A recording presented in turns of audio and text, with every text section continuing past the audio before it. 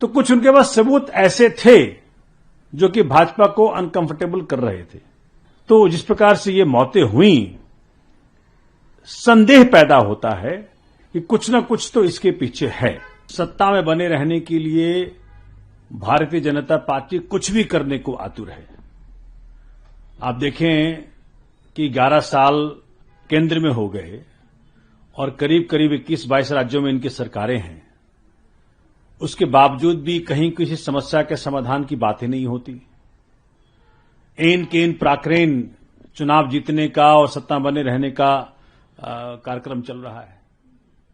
अब अजीत पवार जी की जिस प्रकार से मौत हुई है, उसका उस परिप्रेक्ष्य में आकलन करना जरूरी है। और जो सत्ता में लोग हैं, उनका दायित्व है कि जांच करा करके दूध का दूध पानी का पानी देश के सामने रखें। जो हम लोगों ने पूरे देश में आवाज उठी थी, अब अगर आपको याद होगा कि अजीत पवार साहब के ऊपर भाजपा ने इल्जाम लगाया था पहले कि 70,000 करोड़ का उन्होंने घोटाला कर लिया। उसके बाद उनको धमकी तक मिली कि भाई फडणवीस साहब जो आज महाराष्ट्र के मुख्यमंत्री हैं, उन्होंने कहा था कि चक्की पीसिंग कहकर उनका मजाक उड़ाया था। और उसके बाद अजीत पवार साहब को लेकर के उन्होंने सरकार बना लिया, उन्होंने डिप्टी सीएम का शपथ दिलवा दिया। एनसीपी में बंटवारा हो गया। जो बंटवारे और जोड़ तोड़ की राजनीति जिसमें भाजपा को पीएचडी हासिल है, उसका प्रयोग वहां किया गया। अब पीछे जब चुनाव हुआ महाराष्ट्र के अंदर निगमों का चुनाव, लोकल बॉडी चुनाव, उसमें अजीत पवार साहब की पार्टी अलग चुनाव लड़ी, बीजेपी शिवसेना जो शिंदे ग्रुप है वो इकट्ठा लड़ा। तो उसके दौरान अजीत पवार साहब ने मजाक किया था और बड़ा कटाक्ष किया था, मैं कहूंगा कि देखो जिन लोगों ने मुझ पर इल्जाम लगाया था 70,000 करोड़ के करप्शन का, उनके सरकार में मैं आज डिप्टी सीएम हूं। फिर उन्होंने किसी मीटिंग में कहा कि जी मेरे पास भाजपा के खिलाफ सबूत है।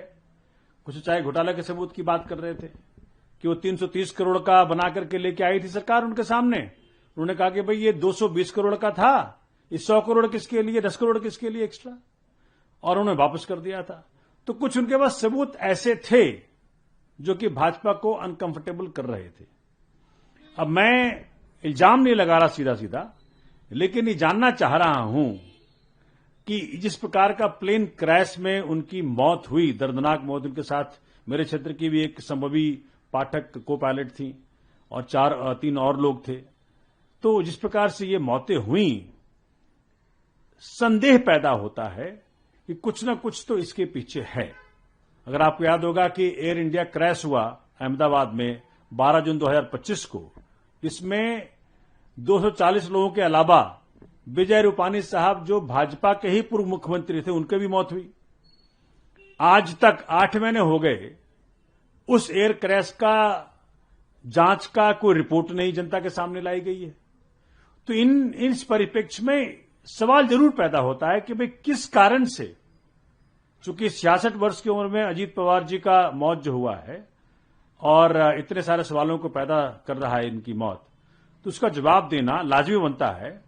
और आज ये बात खुलकर सामने आ भी गई है कि जी अजीत पवार गुट और शरद पवार गुट जो एनसीपी बट गया था, वो आपस में मिलने वाले थे। अजीत जी की ऐसी तैयारी चल रही थी और उसके बाद वो भाजपा को हेड ऑन लेते।